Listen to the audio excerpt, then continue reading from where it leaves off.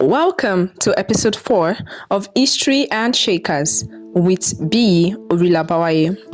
Today, we continue the saga of Chief Obafemi Awolowo, focusing on one of the most ironic and poignant thorns in his life. The man who led Nigeria's most progressive region and fought for our independence behind bars. Before we dive in, make sure you hit like, share, and subscribe, and later, drop your thoughts in the comments.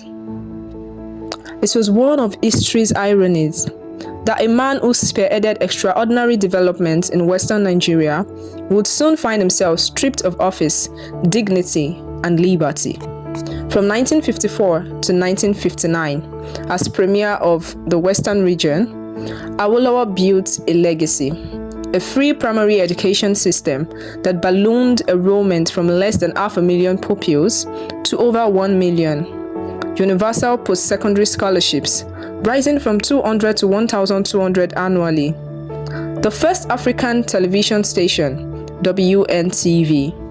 Landmark infrastructure like Cocoa House, the Liberty Stadium, and industrial estates. And mechanized agriculture and housing programs that put Western Nigeria on the map. Then came the arrest, the trial, the betrayal. In the courtroom, 53 prosecution witnesses testified against Awolowo.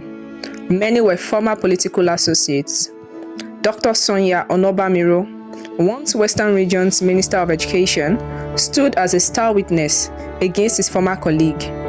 Dr. Oladipo Maja initially accused himself, later turned Queen's evidence and became a key prosecution witness. On 11 September 1963, after an 8-month trial, Justice Judge Sodende Sowemimo delivered judgment. Chief Obafemi Awolowo was convicted of treasonable felony and sentenced to 10 years with hard labor.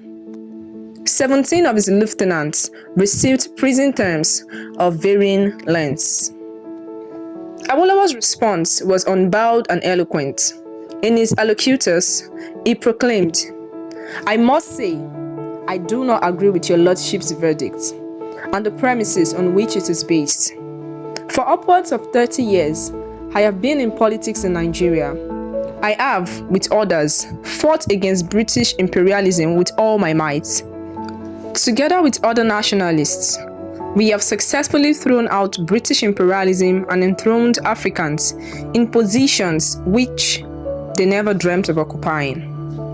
Peter, not Peter the Apostle, but Peter, the hero of E. Walpole's novel, Fortitude, said, 'It isn't life that matters, but the courage you bring to it.'